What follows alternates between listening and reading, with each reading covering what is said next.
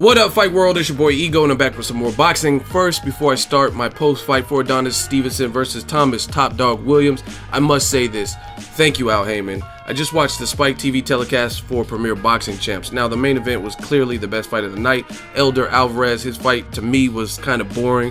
Clearly, he was winning, but he wasn't really pushing the gas and like destroying his opponent with precision or anything like that. And then the other fight didn't really get good to the end rounds, but this main event really put on and was a good way to end the evening with Thomas Williams and Adonis Stevenson. As you guys know, on my post fights I give you the good, the bad, and the ugly. The good, thought Adonis Stevenson looked very sharp. It reminded me of the old Adonis Stevenson when he knocked out Chad Dawson when he fought Tavoris Cloud, because his athleticism showed up. And for me, I consider certain fighters one-handed fighters, and what I mean by that, guys like Adonis Stevenson, guys like Erislandy Lara, not saying they fight alike, but they're one-hand dominant, they're left-hand dominant. Those are their money punch. Everything is mostly, like if you see a stoppage or knockdown, it's usually from the left hand. And that's one thing I noticed about Adonis Stevenson. He's just very left-hand dominant. Pacquiao as well. He's worked on his right through the years with Freddie Roach, but his money, his bread and butter is usually his left hand, and I really noticed that with Adonis Stevenson. But the good thing with guys like Stevenson, Lara, and Pacquiao is they are so effective with that left hand, then that can overcompensate for lack of use of the right hand. So what I did like with Adonis Stevenson, who I consider to be really a one-handed fighter, he used his right in round one frequently. He kept popping out a jab with his right, and the reason that's effective is because once you develop a reputation for having a money punch, like let's say Nonito Donaire, his left hook, everybody knows that's dangerous. That's probably his best punch. So when you develop that aura or that reputation for having that money punch, then that's what people are looking for. They're trying to stay out the way of your left, right? And it sets up more when you start incorporating your other hand that is not as efficient or supreme as your money punch. So I really like that with Stevenson.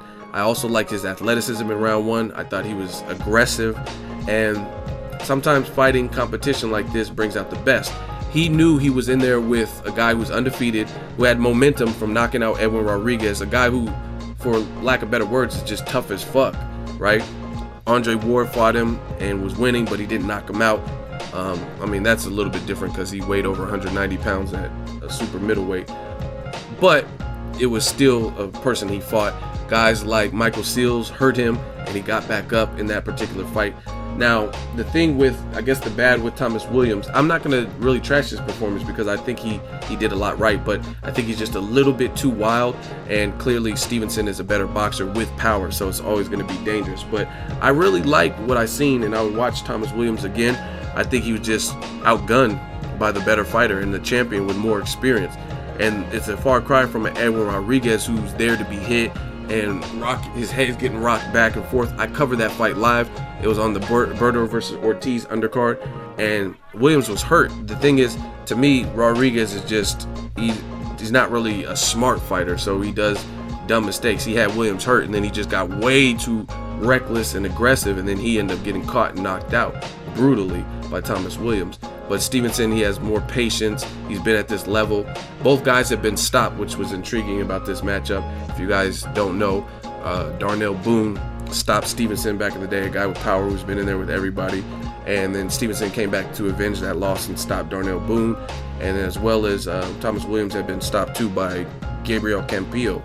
So both guys have tasted defeat, and they've both been stopped before. So it was an interesting fight because I know they both have power. So Thomas Williams just a little bit too reckless. I talked to Troy King about this yesterday, and he was picking Stevenson for that reason. Just a little bit too wild. But what I do like from Stevenson, when you look at Terrence Crawford versus Victor Postol, I covered that fight live as well. Postol needed a change. What he was doing in the early rounds was not working, and it was just getting worse and worse as the fight wore on. And he didn't really make anything different. He didn't really make any changes. What he was doing that was unsuccessful in round one, he was still doing in round 11, and that's not good. You got to try something new, because Terrence Crawford started piecing him up by the 4th or 5th round, and Postol sitting here doing the same thing. You got to try something new.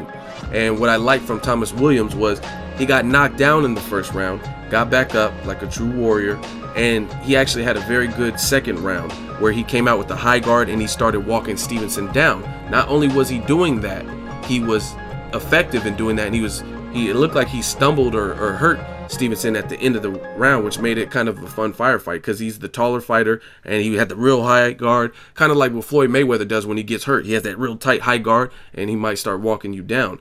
I thought that was a good look and he was having some success.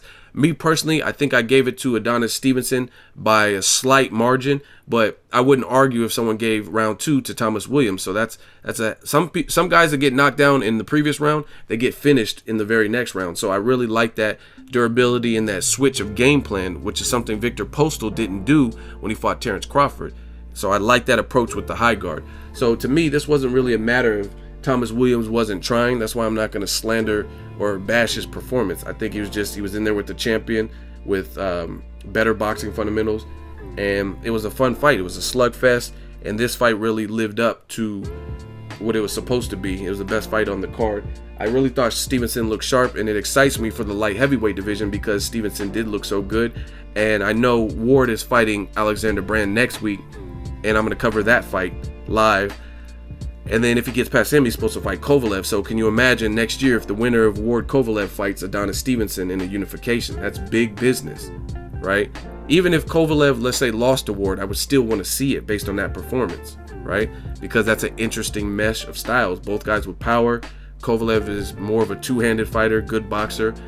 Stevenson's way more athletic and quicker than Kovalev. So it could be an issue of who lands first. A lot of people, what happens in boxing, a lot of people don't know shit about boxing in general, but a lot of people, they get it twisted. They start hearing all these things like, oh, Floyd Mayweather's gay runner, or Danny Garcia's a cherry picker, Adonis Chickenson, and they start believing all that stuff. And at the end of the day, once you take your emotions out of it, all these guys are good fighters, and you don't want to go into the ring thinking that, oh, Danny Garcia, he's Danny the Gift Garcia, he's just a cherry picker, because you'll probably get smoked in there and caught with that left hook, because these are all, at the end of the day, good fighters.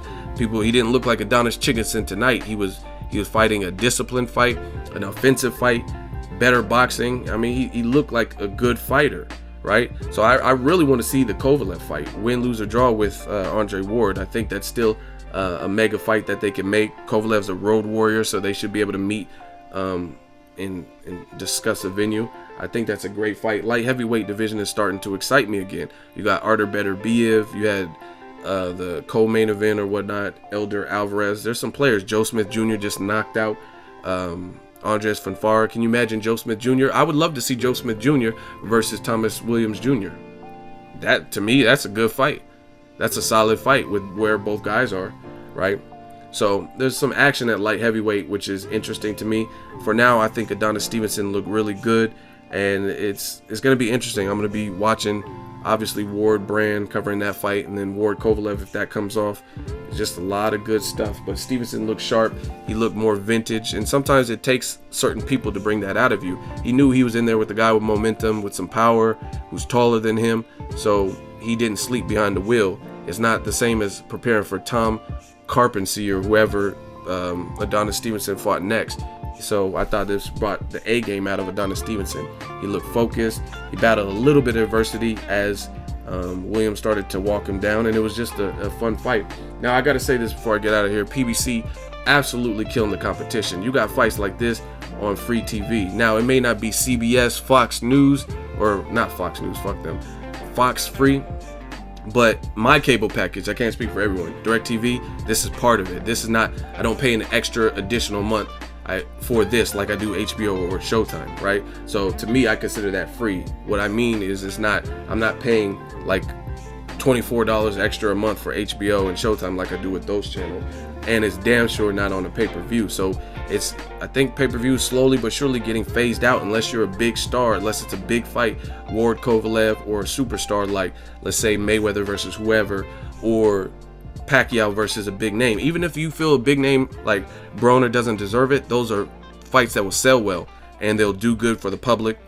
Danny Garcia and Pacquiao, is getting harder and harder to justify fights like Pacquiao versus Jesse Vargas on pay-per-view, if that is a fight that is going to be made. Some people didn't even want to play for Crawford versus Postal. I got to see it free because I covered it and I was working it, but some people didn't even want to see that, and that was supposed to be a good fight and a meaningful fight. So people are getting spoiled a little bit with this PBC. meaning you don't have to pay $50 to $70 like you do with Canelo versus Liam Smith, another fight that's kind of questionable, it being on pay-per-view. So I enjoyed it. Main event, I got to watch it for free. It was over by 8 o'clock, so I'm gonna get something to eat. I might chill with the honey. My workload's done. Let me know what you guys think. Share the video, like the video. As always, hate, comment, and subscribe. Till next video is Ego signing off. So if you enjoyed this video and want more content like this on the channel, you can show your appreciation by going to the PayPal donate button or the YouTube support button, and you can donate any amount that you feel is equivalent to the value of this video. Much more to come. Thank you guys for your support. Boxing Ego, the future of boxing.